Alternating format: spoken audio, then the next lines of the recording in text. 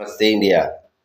आज हम देखेंगे जो हस्ता नक्षत्र है, हस्ता नक्षत्र का जो चिन्ह है वह हथेली की आकार का होता है और देवता है आदित्य और जो उसकी पहचान है, जो आकाश मंडल में हाथ के आकार के 5 सितारों का समूह, यह हस्ता नक्षत्र का माना गया है।